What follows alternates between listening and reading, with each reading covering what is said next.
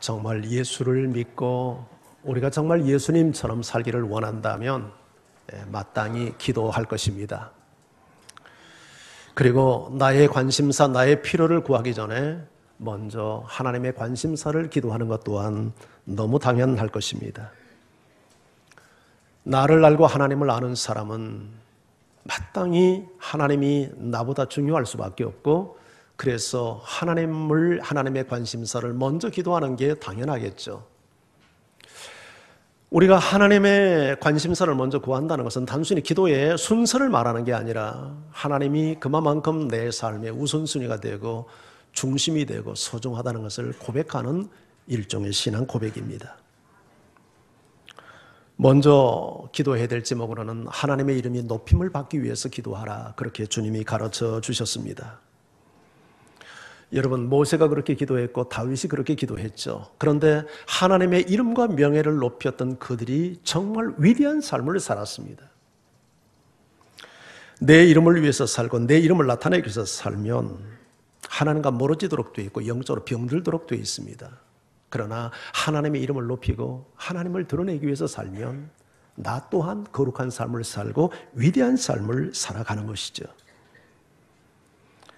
아버지의 이름이 거룩히 여김을 받도록 기도한 다음에 예수님은 아버지의 나라가 임하기를 위해서 기도하라고 가르쳤습니다. 나라의 임하옵시며, 이 나라는 하나님의 나라를 의미합니다.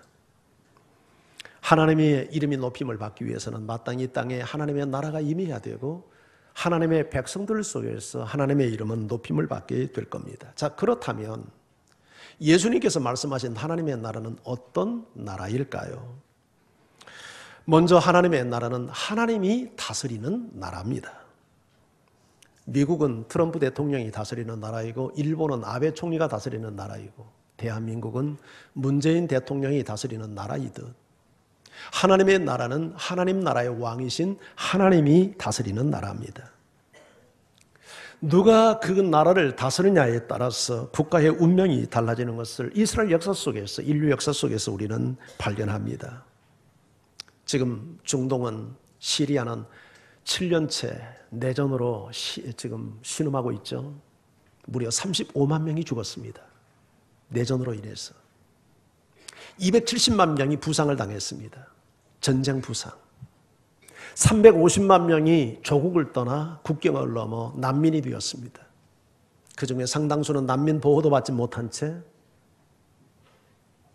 인신매매를 당하기도 하고 여성들의 경우는 성폭행의 대상, 그리고 성매매의 대상이 되기도 합니다.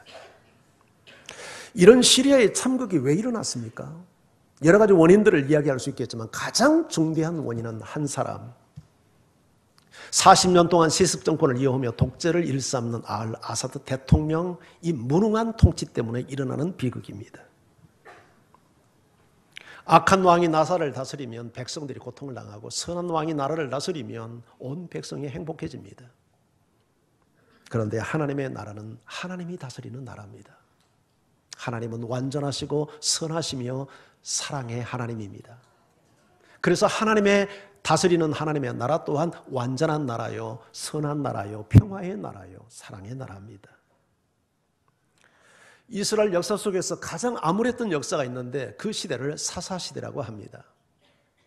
사사시대를 성경은 이렇게 진단해 놓고 있습니다. 우리 사사기 21장 25절 말씀을 같이 한번 읽을까요? 시작.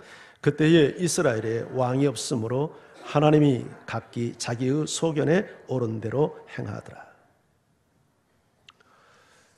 여러분, 이스라엘의, 그때는 사사시대를 말하고요, 이스라엘의 왕이 없었다는 것은 이스라엘은 하나님이 직접 통치하는 신정국가입니다. 그러니까 그들에게 왕이 없었다는 말은 하나님을 왕으로 인정하지 않았다는 얘기죠. 하나님이 그들의 왕이 되지 못하니까 어떻게 살았습니까? 각기 자기가 왕이 되어 자기 소견에 옳은 대로 행했던 것입니다. 하나님을 왕으로 인정하지 않고 자기가 왕이 되어 자기 소견에 옳은 대로 행하니까 하나님을 떠나고 범죄하게 되고, 그래서 하나님의 징계를 당하는 이 고통의 역사가 사사시대의 역사입니다.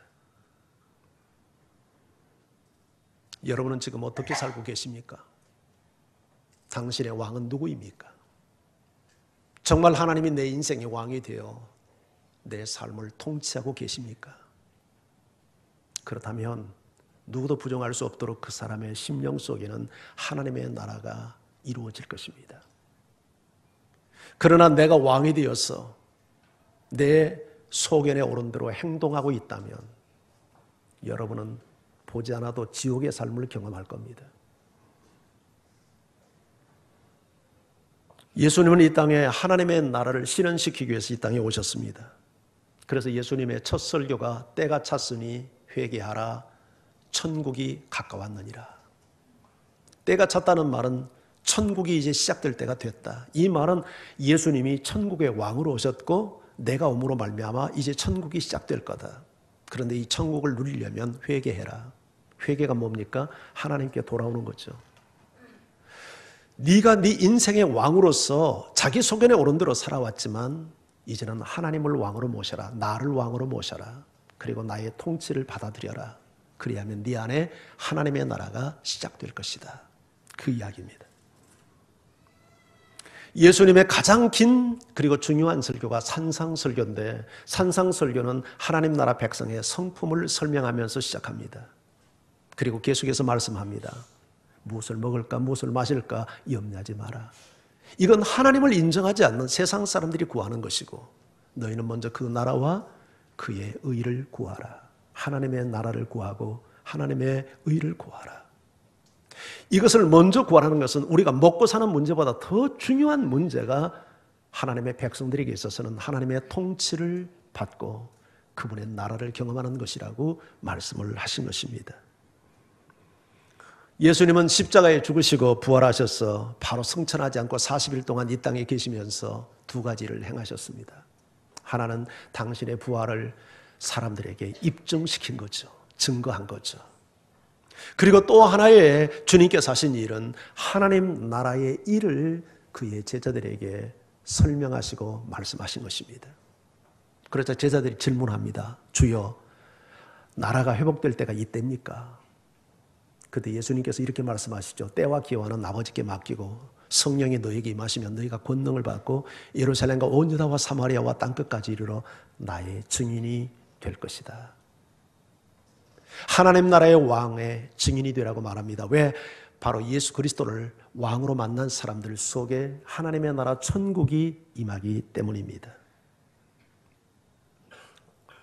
두 번째, 첫 번째, 지금 우리는 하나님의 나라는 하나님의 통치를 받는 나라임을 설명을 했고, 두 번째, 그러면 그 나라는 어떤 나라인가? 그 나라는 정치적인 나라가 아니라 영적인 나라입니다. 예수님 당시 대부분의 사람들은 예수님이 말씀하신 하나님의 나라를 정치적인 나라로 이해했습니다.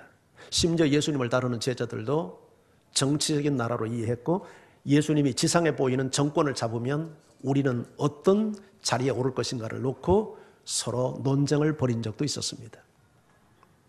군중들 또한 예수님께서 지상의 정치적인 나라를 실현할 것이라고 기대해서 오병이어의 기적을 행할 때 억지로 예수님을 임금 삼으려 했습니다. 예수님을 대적했던 바리새인들도 예수님이 말씀하신 하나님의 나라를 정치적인 나라로 이해해서 이렇게 묻습니다. 누가복음 17장 20절 21절 우리 같이 읽죠. 시작. 바리새인들이 하나님의 나라가 어느 때에 임하나이까 묻거늘 예수께서 대답하여 이르시되 하나님의 나라는 볼 수 있게 임하는 것이 아니요 또 여기 있다 저기 있다고도 못하리니 하나님의 나라는 너희 안에 있느니라.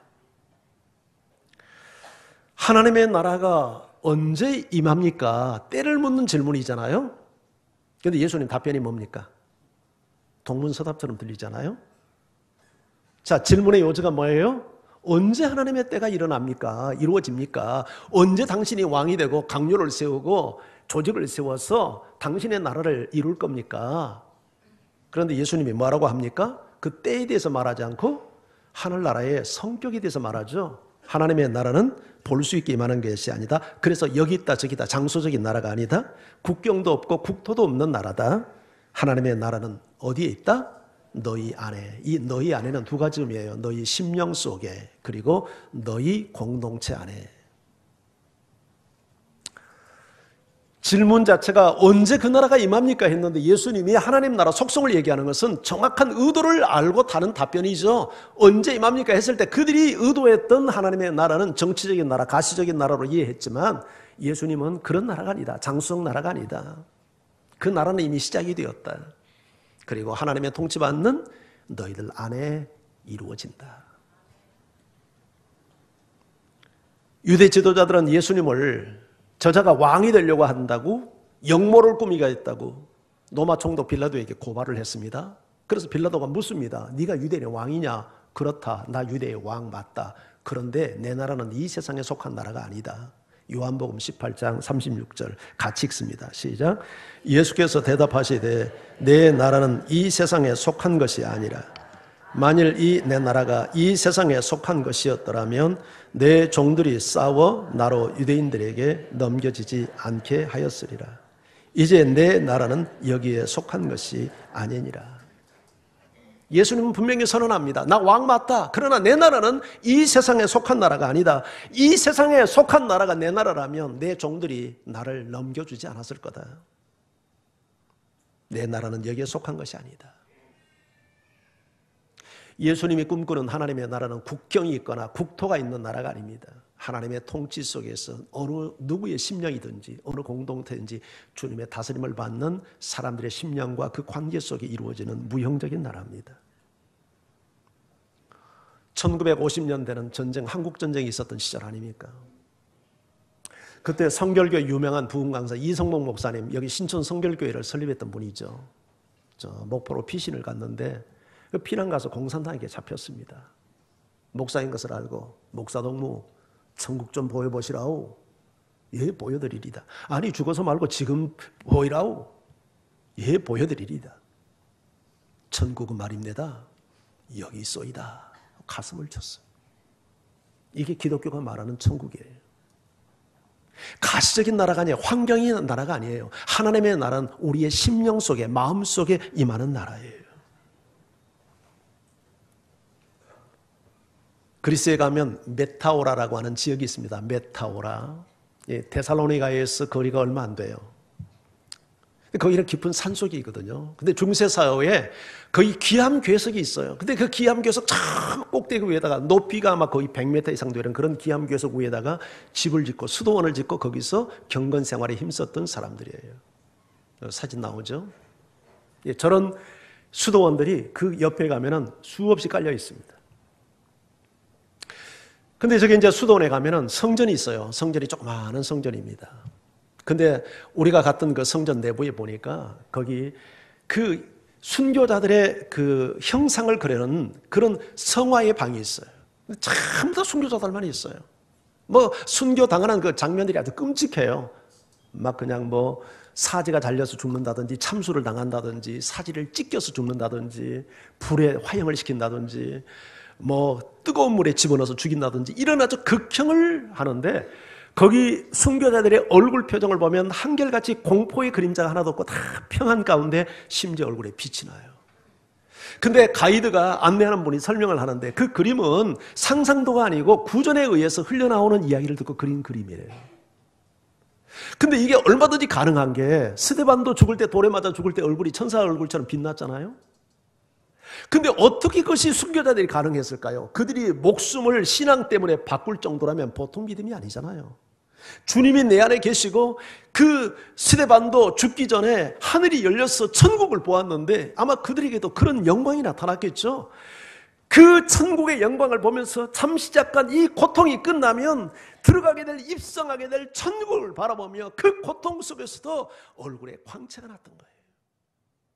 이것이 하나님의 통치를 받고 살아가는 사람들의 모습인 줄 믿습니다. 그래서 예수님의 다스림 받고 사는 사람들은 이런 찬양 하잖아요.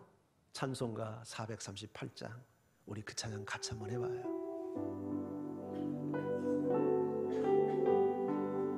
내 영혼이 은총입어 중한 죄짐 벗고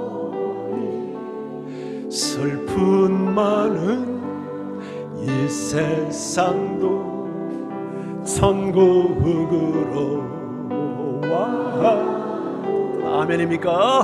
할렐루야 찬양하세 내 모든 죄 사함받고 주 예수와 동행하니 그 어디나 하늘나라 초막이나 궁궐이나 초막스리 거친 길 초막이나 궁궐이나 내 주 예수 오신 곳이 그 어디나 하늘나라 아멘 할렐루야 찬양하세 내 모든 죄 사함받고 주 예수와 동행하니 그 어디나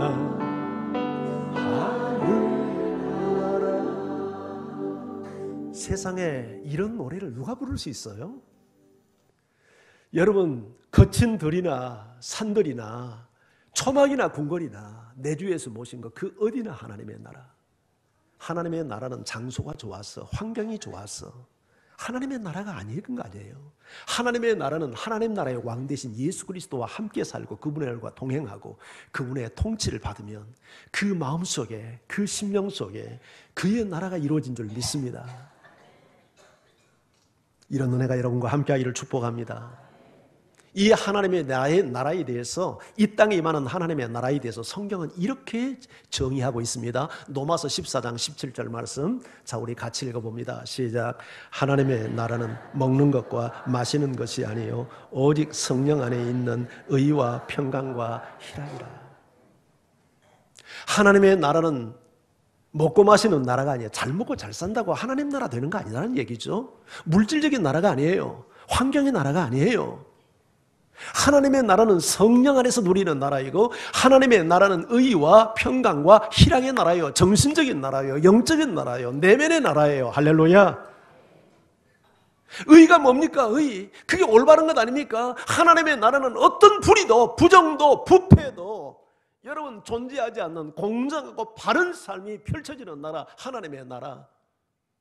우리가 진리 안에서 살 때 이런 나라를 한순간에 완성할 수는 없지만 점진적이지만 여러분 하나님의 나라가 우리 속에 그래서 나쁜 짓 하고 살던 사람이 정말 하나님의 나라를 경험하면 바른 삶을 살게 되고 의의 삶을 살아가지 않던가요? 하나님을 믿는다고 하면서도 그게 죄인 줄 알면서도 여전히 죄를 즐기고 있다면 그 사람은 하나님의 통치받는 사람 아니죠. 하나님의 나라는 평강의 나라, 평화의 나라, 샬롬의 나라. 불화와 투쟁과 다툼과 싸움과 전쟁이 없는 마음에 정말 평강이 넘치고 평화가 가득한 그 나라. 평강의 왕 대신 하나님이 우리의 심령을 다스리니까 세상에서 알지 못하는 평화가 우리 마음속에 넘치고 선교의 현장에서도 얼굴에 광채가 나는 이런 평화의 나라. 하나님의 나라는 희락, 조의, 기쁨이죠. 세상이 주는 조건적 기쁨이 아니라 하나님이 주는 절대적 기쁨. 어떤 힘들고 초막에 살아도 빈들에 살아도 나와 함께 하시는 주님 때문에 우리 마음에 기쁨이 넘치는 그 나라. 예수님의 통치를 통해서 성령 안에서 이 나라를 꼭 누리는 여러분들을 주의 이름으로 축원합니다. 우리 주님은 그 나라를 우리에게 주시기 위해서 이 땅에 오셨던 것입니다. 그런데 우리가 하나님의 나라를 경험하려면 예수님을 내 왕으로 모시고 그분의 통치를 받아야 되는데 예수를 믿지 않고 그분의 통치를 받지 않으면 어떻게 될까? 어떻게 될까? 내가 왕이 되어서 사는 것 같지만 실상은 내가 왕인 게 아니라 사탄이 내 인생의 왕이 돼버려요. 사탄에게 제발 내 인생 속에 들어오셔서 나를 다스려 주십시오. 기도하고 요청하지 않아도 이 나쁜 왕이 와서 점령을 해버리고 침략을 하고 여러분 공격을 해서 내 인생에 지가 지배자가 된다니까요. 그래서 성경은 이 사탄을 세상의 임금이라고 그러잖아요. 세상의 임금. 하나님이 없는 세상 사람들의 왕 노릇한다는 얘기죠. 임금이 뭐하는 사람이에요? 지배하는 자잖아요. 사탄이 그 인생 속에 지배해요. 우리가 예수 믿기 전에 그렇게 살았어요. 예수 믿기 전에 우리가 세상의 풍조를 따르고 우리가 욕심을 따라 살면서 지금도 불순종하는 아들 가운데 역사는 악한 영의 지배를 받으며 살면서 우리가 하나님 앞에 진노의 자녀의 삶을 살아왔단 말이죠. 이 사탄은 대적하는 자이고 사탄은 파괴하는 자예요. 하나님을 대적하고 하나님의 형상으로 지음받은 우리 인생을 대적하면서 하나님이 주신 소중한 것들을 다 파괴시켜요. 앗아가요. 죽여요. 멸망시켜요. 여러분 그 뉴스 들으시고 신문 보신 분도 계실 거예요. 몇 달 전에 20대 여자 세 여자가 사라져 버렸어요. 그런데 경찰이 조사해 보니까 한 남자에 의해서 일어난 일이에요. 이 남자가 30대 초반의 남자인데 여러분 BMW, 아우디, 명차를 타고 다니면서 여자들 앞에서 수백만 원씩 돈을 뿌려놓고 포크로 돈을 찌가게 했어요. 아주 기괴한 행동을 한 놈이에요. 그러면서 금수저 행세를 하다가 여자가 이제 이렇게 꼬여오면 그 여자들을 특별한 이유도 없이 그렇게 죽였어요. 죽일 만한 사건이 아닌데 죽였어요. 세 여자가 사라졌어요. 경찰이 밝힌 내용이에요. 여러분 이게 사탄의 지배를 받지 않고 어떻게 인간이 그 짓을 할 수 있어요? 우리가 이런 극단적인 삶을 살지 않는다 해도 예수 그리스도를 내 인생의 왕으로 모시지 않는 사람은 사탄이 그 인생의 왕이 되어져서 어둡고 침침하고 지옥 같은 삶을 살게 만드는 거예요. 그래서 이 땅에 하나님의 나라가 와야 돼요. 할렐루야. 그 나라가 임하기를 위해서 우리 기도해야 되는 거예요. 아멘. 하나님의 나라의 영역, 하나님의 나라는 어디에 임해야 되는가? 자, 먼저 우리의 심령 속에 임해야 돼요. 여러분, 예수 그리스도를 왕으로 모시고 그분의 다스림을 받고 살면 반드시 우리의 마음 속에 보이지 않는 하나님의 나라가 임합니다. 아멘. 예수님께서 이렇게 말씀했잖아요. 심령이 가난한 자는 복이 있나니 천국이 그들의 것이며. 여기서 심령이 가난하다는 말이 무슨 말이에요? 심령이 가난한 말은 정말 마음이 가난하고 겸손해서 나는 하나님 없이는 살 수 없어요. 나는 연약해요. 부족해요. 하나님이 내 인생의 왕이 되어 주셔야 돼요. 이 마음을 갖는 사람이 심령이 가난한 사람이죠. 이런 사람에게 그 마음에 뭐가 임한다고요? 천국이 그들의 것이래요. 여러분 마음이 가난하고 겸손해서 예수 그리스도의 통치를 사모하시고 그분의 다스림 앞에 순복하는 여러분의 삶이 되기를 원합니다. 그리하면 여러분의 마음속에 천국이 임하는 거예요. 자, 두 번째는요, 우리 가정에도 우리 교회에도 하나님의 나라가 임해야 되겠죠? 물어보십시다. 여러분의 가정은 천국입니까? 어째 대답이 없습니까? 천국이 아닌가 보죠? 자, 가정의 기초는 부부입니다. 그렇죠? 남자와 여자가 만나서 살아요. 잘 삽니까? 네, 거의 대부분 잘 못 삽니다. 네, 잘 못 살도록 되어 있습니다. 왜냐하면 너무 달라도 다르니까. 남자와 여자가 얼마나 다른 거 아니? 금성에서 온 남자와 화성에서 온 여자처럼 모든 게 달라요. 생각도 다르고 가치도 다르고 취미도 다르고 성향도 다르고 문화도 다르고 달라도 너무 달라. 그래서 안 싸우는 게 정상이 아니라 안 싸우는 건 비정상, 싸우는 게 정상이에요. 그게 다르니까. 안 그래요? 그렇죠? 목사님 저도 싸우는데 살아보니까 어쩌면 달라도 저렇게 다를까. 그런데 이렇게 다른 남자와 다른 여자가 서로 만나서 옥신각신하고 싸우다가 예수님의 통치를 다 받기 시작하면 무슨 변화가 생기냐면 서로 다른 것 때문에 싸운 충돌이 서로 다른 것을 인하여서 보완을 하는 변화가 일어나요. 아멘. 이제는 내가 잘났고 내가 옳다고 서로 충돌하고 싸웠어요. 내가 왕노릇 할 때는, 서로 왕노릇 할 때는. 그런데 예수 그리스도가 그 가정에 들어오셔서 남편과 아내를 탁 지배하기 시작하니까 야, 좀 양보하면 안 되니? 좀 이해하면 안 되니? 야, 네가 맞냐? 그 남편 말이 맞는 것 같지 않니? 아내 말이 일리가 있지 않니? 이렇게 우리 마음을 다스려 주니까 어때요? 다시 한번 생각하게 되고 그렇게 해서 아내를 이해하고 남편을 이해하면서 서로 보완을 해간단 말이죠. 하나님의 통치, 예수 그리스도의 통치가 임해야 정말 성령이 원하는 부모 노릇을 할 수 있고 자녀 노릇을 할 수 있는 거 아니에요? 아멘. 그래서 여러분이 가정에서 왕노릇 하지 말고 예수 그리스도가 여러분의 가정을 지배하도록 그분에게 통치권을 위임하고 그분의 음성을 듣고 그분에게 무릎 꿇는 여러분 되기를 바랍니다.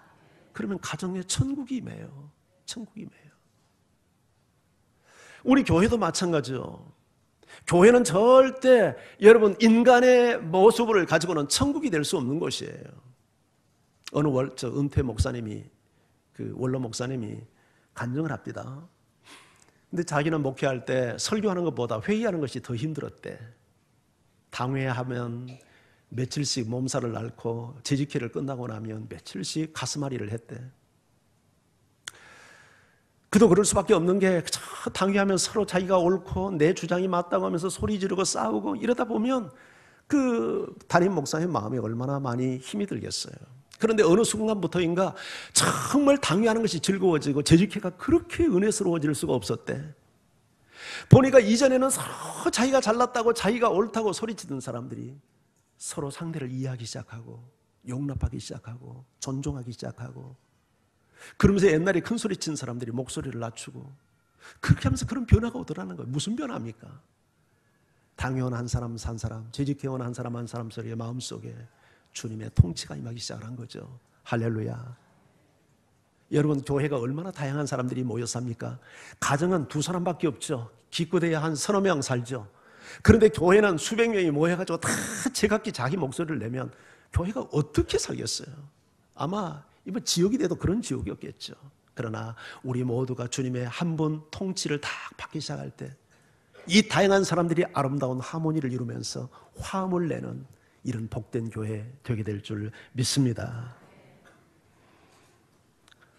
어느 목사님이 한국교회 문제점을 지적합니다. 뭐라고 지적하냐면 참 교회 안에서는 예배도 있고 눈물도 있고 감사도 있고 헌신도 있는데 교회 밖에는 주님의 다스림이 없다는 거예요.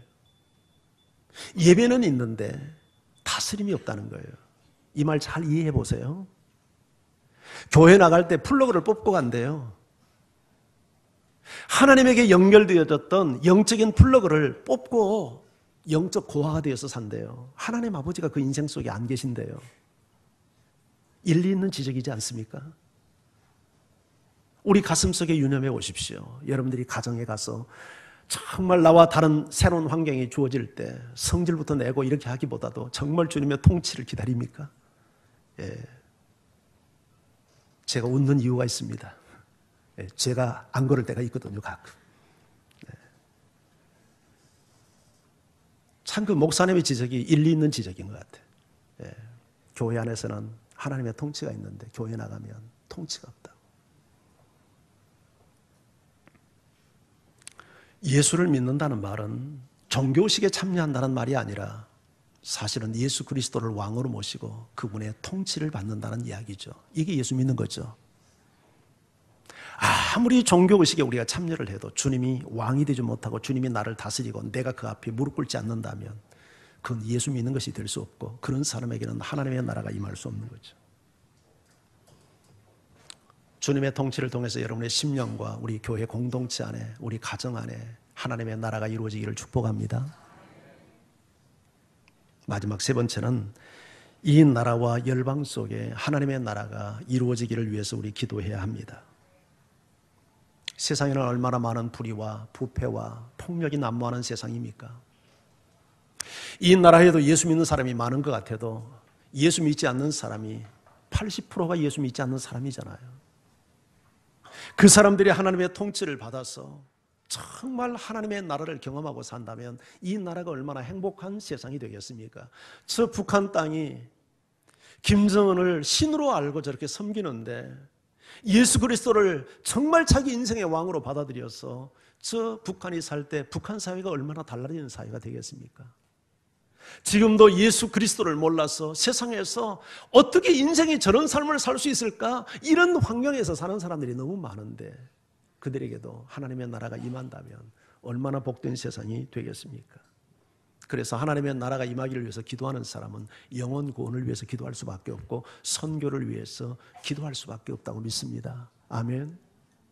여러분 주변에 아직도 그리스도와 상관없이 살아가면서 어둠 속에 살아가는 우리 이웃들을 위해서 기도하는 여러분 되고 복음 전하는 여러분 되기를 바랍니다.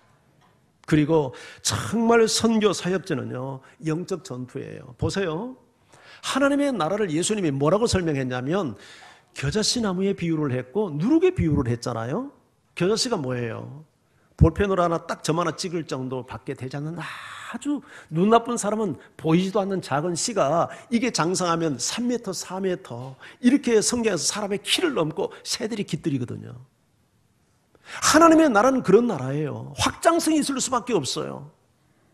전도하라고 하면 여러분 짜증내잖아요. 저 목사는 막 성장주의에 사로잡혀가지고 교회 키우려고 애를 쓴다고. 여러분 성장을 목표로 한다면 그것은 세속적이죠. 그러나 정말 우리가 영혼을 불쌍히 여기고 우리가 영혼을 위해서 살다 보면 하나님의 나라는 겨자씨처럼 자랄 수밖에 없잖아요. 하나님의 나라는 누룩과 같아요. 누룩은 작은 덩이가 큰 덩이를 바로 시켜버리잖아요. 변화시키잖아요. 한 사람이 하나님의 나라를 경험하고 예수 그리스도를 만나면 그 한 사람 때문에 집안 전체가 예수 믿게 되고, 우리 집안이 그랬잖아요. 한 사람 때문에 다 예수 믿게 되고, 주변의 일가 친척도 다 예수 믿게 되고, 나를 만나는 모든 사람, 직장에서 만나는 모든 사람이 나의 영향을 받아서 여러분 다 예수 믿게 되고, 그게 정상 아닙니까? 그게 건강한 하나님의 나라 아닙니까? 그런데 예수 믿은 지 10년, 20년, 30년, 40년이 돼도 나 때문에 예수 믿는 사람이 한 사람도 없다. 이게 예수 제대로 믿고 있는 사람입니까? 그 사람은 하나님 나라 정말 경험하고 있는 사람 맞습니까? 어떻게 그 사람이 누룩입니까? 누룩은 무슨 개뿔 누룩이야. 그게 어떻게 그런 누룩이 있을 수 있어요? 진정으로 하나님의 나라를 경험한다면 나를 통해서 사람들이 변화되고 영향을 받고 사람이 달라지고 하나님에 대한 관심을 갖고 그렇게 살아야 되는 거 아니에요? 나로 인해서 내 남편이 변화되고 내 자식들이 변화되고 내 부모가 영향을 받고 형제들이 당신 보니까 너 보니까 예수 믿어야 되겠더라. 야, 그게 정상 아닙니까? 아멘 좀 합시다. 선교사들을 위해서 기도하세요. 선교 현장 가보시면 영적 전쟁입니다. 그동안에 우리가 아이들만 보냈는데 내년부터 우리가 어른이 가자고 하는 이유도 내년 1월 달쯤 지금 가려고 저도 기도하며 생각하고 있는데요. 여러분 준비하십시오. 선교지를 가봐야 선교 현장을 압니다. 여기서 뭐 선교사를 와서 보고하는 거 가지고 몰라요. 선교를 어떻게 하는지 가봐야 선교를 제대로 하는 사람인지 못하는 사람인지 분별도 되고요. 우리 임창규 선교사가 네팔에 있는데 지금 들어와서 안식년으로 들어왔는데 왜 들어왔냐면 들어오려고 들어온 게 아니라 이분이 의식을 잃고 그냥 쓰러져 버렸어요. 몸에 이상이 온 거예요. 그래서 치료받으러 들어온 거예요. 근데 병원에 가서 진단을 정밀 검사를 받아보니까 사실은 이렇게 쓰러진 게 문제가 아니라 이분에게 정신적 공황 이 장애가 있는 거예요. 두려움에 대한 공포감이 있는 거예요. 제일 처음에 20여 년 전에 그 불모지의 땅, 후원하는 교회도 없이 맨 땅에 헤딩하면서 가서 선교하면서 얼마나 경제적 압박을 많이 받았겠습니까? 맨몸으로 가서 현지인들에게 복음 전하면서 폭행을 당하고 막 둘러싸여서 집단 폭행을 당하는데 이게 한두 번이 아니다 보니까 얼마나 이 현지인들에 대한 두려움의 공포감이 생기겠습니까?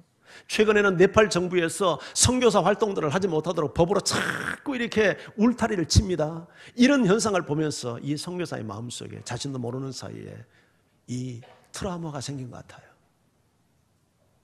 여러분, 선교사들을 위해서 기도할 수 있기를 바랍니다. 얼마 전에는 고은혜 선교사에서 느닷없이 좀 이상한 카톡이 왔어요. 한 번도 그런 카톡 보낸 적이 없는데 후원교회가 자기를 위해서 기도하지 않는 것 같대요. 느닷없이 그런 카톡이 왔어요. 약간 기분도 나쁘기도 하고 좀 웬일인가 싶어서 제가 보냈죠. 무슨 일이 있냐?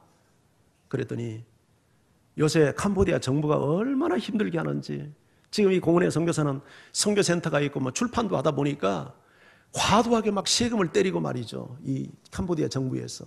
그리고 이미 등록된 선교단체인데도 자꾸 새 법을 만들어서 새롭게 새 규율에 계약하라고 만들고, 그리고 외국 사람들이 와서 활동하지 못하도록 자꾸 울타리를 치는 이런 일들이 있는데 정신적으로, 영적으로, 경제적으로 너무 악갑밤이 오니까 막 뭔가 마음이 막 다운이 되는 거예요. 영적으로. 자기가 너무 견디지 못하니까 나를 위해서 기도하지 않는 것 같다고. 그렇게 해서 카톡이 온 거예요. 우리 키르기스탄의 송영모 선교사, 그동안에 그 수도에서 교회 개척을 해서 현지인에게 위임을 하고 지방에 내려가서 지금 개척한 지 2년 됐는데 벌써 교회가 많이 자랐더라고요. 지금은 무슨 뭐 창고 같은 그런 곳에서 예배를 드리는데 장소가 부족하다고 하니까 그 파송교회 용산 그 교회거든요. 그 교회에서 헌금을 해가지고 건축을 하도록 했는데 건축을 막상 하려고 보니까 그 땅의 절반이 국가 땅이야. 그래가지고 건축이 지금 중단이 됐어. 이런 지금 뭐 일일이 다 소개할 수 없지만 수많은 이런 일들이 생겨요. 우리 고혜라 선교사님도 들어왔는데요. 자꾸 이 건강의 문제 때문에 어려움이 생기고. 여러분, 우리 교회 홈페이지에 들어가면 선교사들이 보낸 선교 편지가 올려져 있는데 제가 보고 깜짝 놀랐어요. 어쩌면 그렇게 들어와서 보질 않죠? 너무너무 클릭하는 사람이 없는 거예요. 뭐 자유 게시판 이런 데를 가서 막 히트 이렇게 뭐 댓글도 많이 달고 하는데 선교 편지하는 데 가서는 불과 서너 명 왜 그래요 도대체? 관심이 어디 있는 거예요? 여러분, 교회 홈페이지 들어와서 선교 편지는 반드시 한 달에 한 번 정도는 꼭 확인하고 위에서 기도하시고 보시면서 기도하시길 바라요. 아멘. 우리가 정말 하나님의 나라를 이루기 위해서 기도하는 그런 영적 관심이 있는 사람이라면 마땅히 그런 부분에 관심을 두고 살피고 기도해야 되지 않겠어요? 오늘 주님께서는 우리에게 말씀합니다. 너희가 하나님의 나라가 이 땅에 임하기를 위해서 기도해라. 그러기 위해서는 하나님 나라의 왕 되신 예수 그리스도를 받아들이고 그분의 통치를 받아야 한다. 하나님의 나라는 환경의 나라가 아니다. 물리적 나라가 아니다. 국경 있는 나라가 아니다. 그분의 통치를 받아들이는 사람의 심령과 공동체 안에 임하는 보이지 않는 나라다. 그 나라는 희락의 의의 나라요, 평강의 나라요, 기쁨의 나라다. 이 나라가 임하기를 위해서 기도해라. 여러분, 기도하면서 이 나라를 누리고 이 나라를 확장시켜가는 여러분이 되시기를 주의 이름으로 축원합니다. 우리 같이 찬양합니다. 다 같이 자리에서 일어나셔서 찬양하죠.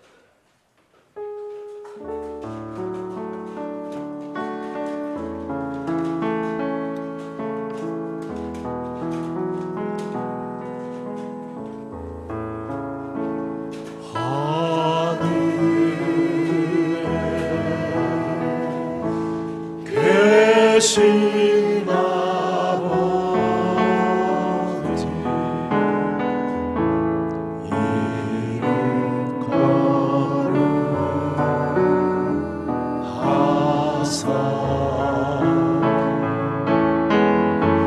주님 나라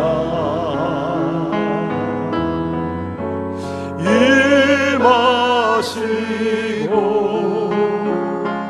끝이 이루어지다.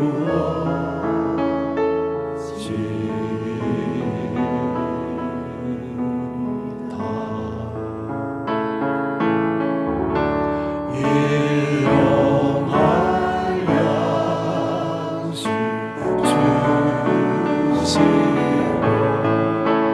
우리는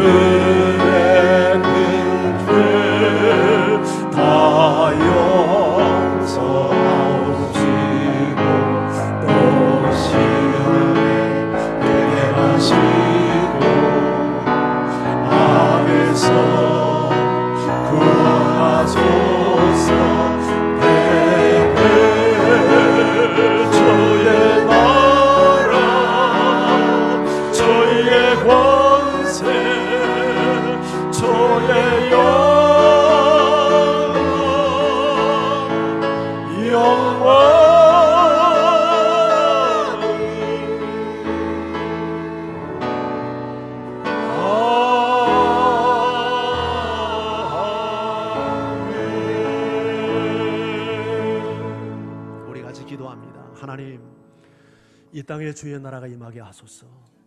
내 심령과 우리 가정과 교회와 이 민족과 저 북한 땅과 열방 속에 하나님의 나라가 임하게 하옵소서. 그러기 위하여 예수 그리스도를 모두 나의 왕으로 모시고 그분의 통치 앞에 순복하는 자들 되어지게 하옵소서. 종교의식 끝나고 플러그 뽑고 내 마음대로 사는 자 되지 않게 하시고 모든 상황 속에서 예수님의 다스림 앞에 무릎 꿇고 사는 하나님 나라 백성이 되게 하시고, 그래서 내 심령과 우리의 관계 속에서 주의 나라를 보게 하옵소서.